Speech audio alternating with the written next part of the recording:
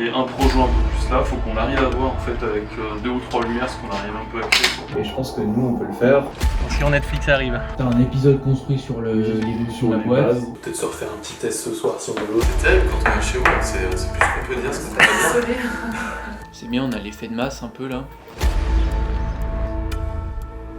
Pendant un an et demi, voilà, j'ai pu racheter les parts de leur ancien associé.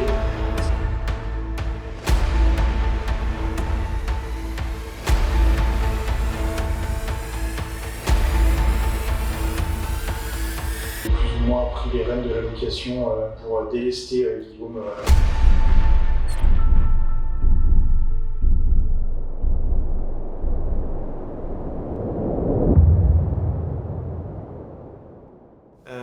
Et du coup, bah ouais, cette année, elle a 10 ans. Ouf, on est parti dans tous les sens au tout début. Il y a une ligne directrice, c'est de faire grandir la marque, de la faire connaître. Ça passe par, il y a 10 ans, on utilisait Facebook. C'était Guillaume qui l'utilisait, j'ai repris avec des montages photos. Je pense que si on retrouve des archives, ça sera sympa de vous les montrer. Je faisais comment les flyers sur Word.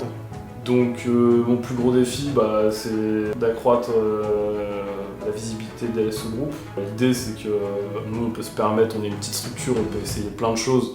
Salut à tous, aujourd'hui on se retrouve dans un nouveau format un petit peu spécial, je suis pas tout seul, je suis avec Guillaume. Salut à tous, on se retrouve pour le 3e épisode.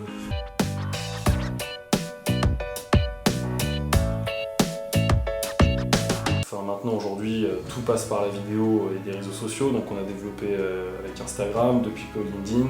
Donc il y a Nathan qui a rejoint l'aventure il y a 1 an maintenant. Nathan, tu peux clapper quand tu veux.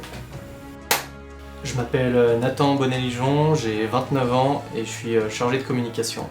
Nathan, il a su s'adapter vraiment au poste malgré que ça soit un peu dans l'urgence. Je la fais pas, moi je suis du métier. T'es du métier toi? Mes missions, elles sont vraiment variées. Il fait la relation avec les commerciaux pour toute la partie création de visuels ou BAT, les bons à tirer, contrôle des visuels des clients, avant-impression et tout ça. Donc ça c'est, pour le coup, c'est vraiment une grosse partie. Avant on avait des erreurs monumentales, on perdait aussi de l'argent sur ça. Aujourd'hui franchement c'est devenu très très rare. Et du coup Nathan il a vraiment su aussi avoir la poigne parce qu'il a quand même la relation avec les commerciaux. On les cadre déjà, on leur dit ce qui est réalisable ou non sur les produits personnalisés. On les aide à accompagner le client sur vraiment le côté graphique. Il a fait passer un step sur la partie catalogue.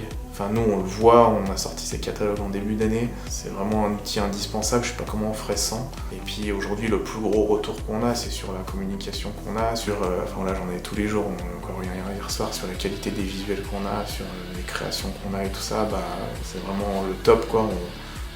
Je pense qu'on est reconnu pour ça. Il y a vraiment la communication, donc faire connaître la boîte. Et puis après, il y a l'objectif marketing, c'est convertir en vente, ou en tout cas en prestation de location. Et Mathéo qui a rejoint du coup l'aventure en septembre dernier, qui lui est plus sur la partie marketing. Il n'y a pas le son, tu peux mettre le son.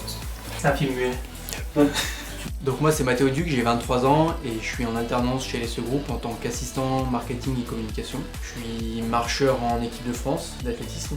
La chance du coup qu'on a avec Mathéo c'est qu'il est très rigoureux et qu'il a une gestion de son temps de travail, du sport et tout ça qui est plus que parfaite. Alors mes missions elles sont assez variées chez LSE Group. Donc ouais, toute la création de contenu, vidéo, photo. Ce que j'aime bien justement chez LSE c'est qu'on a vraiment une palette de missions qui est large. Il n'y a pas de montage vidéo sans être allé tourner sur le terrain d'abord, sans avoir fait de la vente, donc créer des catalogues. Donc c'est vraiment tout un écosystème de missions qui vient se compléter. Ouais, à chaque fois qu'on reçoit un nouveau produit un peu personnalisé, on essaie de le prendre en photo pour alimenter les réseaux. Tu peux me parler un peu du produit là, du coup, de la banque d'accueil, s'il te plaît? En fait, on a une variété d'offres chez LSE Group qui est énorme. Même nous, des fois, on oublie presque ce qu'on a dans le dépôt tellement on a de matériel. On voit que les clients nous contactent après avoir vu le contenu en nous disant « Ah bah tiens, nous on en a besoin sur notre événement » et ça valorise vachement nous en tant que marque employeur et puis en tant que prestataire ce que font les gars sur le terrain, qui est un métier qui est peu mis en avant.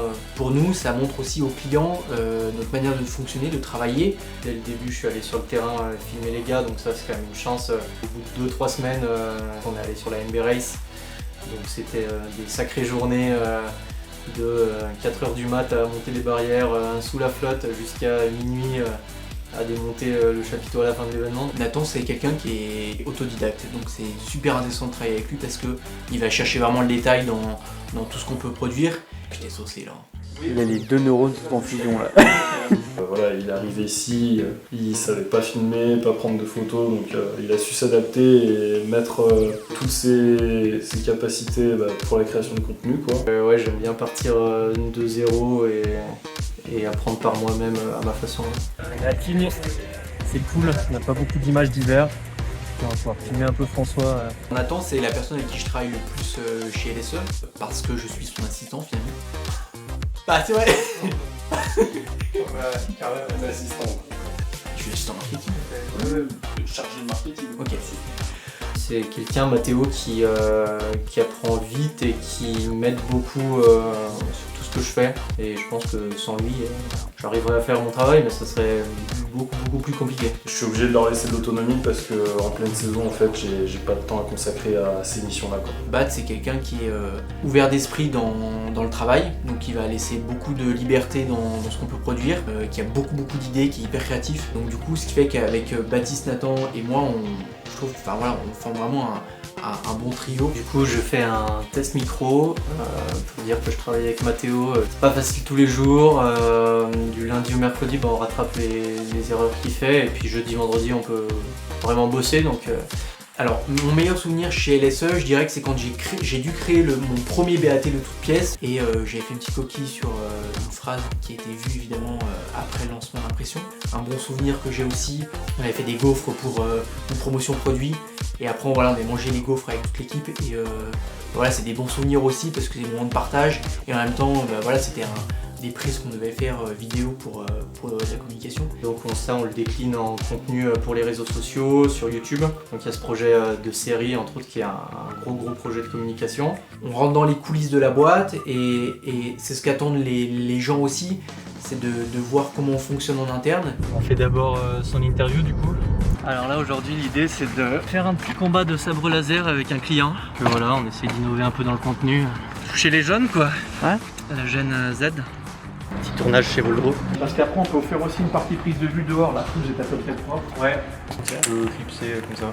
Vous, en quoi c'est vraiment important d'être visible sur les événements de manière générale?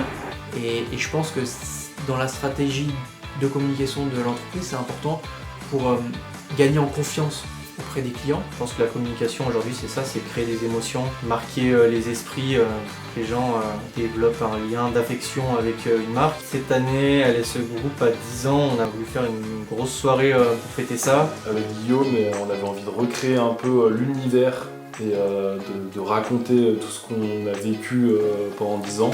Donc la soirée des 10 ans, c'était un peu un showroom géant aussi pour l'entreprise. On a voulu recréer un musée éphémère. Il y a beaucoup de clients qui ne savent pas forcément ce qu'on fait, tout ce qu'on peut faire. Et donc l'idée, c'était de mettre en avant toutes nos compétences, nos savoir-faire dans un musée. On a créé une bière des 10 ans, donc en collaboration avec la brasserie Kako. Donc voilà, il nous tient à cœur de ces 10 ans de les fêter, de les partager avec nos clients, puisque c'est aussi pour ça qu'on fait ce métier, c'est pour partager avec les autres. Puis on espère que dans 10 ans, on sera toujours là. Et voilà, c'était le dernier épisode de cette série Inside LSE. On espère que ce contenu vous aura plu. On tient à remercier vraiment toute l'équipe de la team LSE d'avoir joué le jeu. Guillaume et Baptiste, bien sûr, qui sont les cofondateurs de la boîte. Clément, notre responsable location, et Patricia, notre assistante de direction. Les 2 commerciaux, Hugo et Antoine. Nos techniciens, Max et Dodo. Dodo qui est passé à ça, d'être une star d'internet. Et puis on tient à remercier surtout tous nos clients, bien sûr. On va remercier quand même Nathan qui est le réalisateur de cette série. Puis Mathéo qui est le co-réalisateur, on peut dire. Allez, merci d'avoir suivi cette série et puis on vous dit bientôt. Ciao. Ciao. Allez, coupez, c'est bon. Je suis ton assistant plutôt, non? Non, t'inquiète, t'es co-réalisateur. Allez, va me faire un café maintenant. Ok.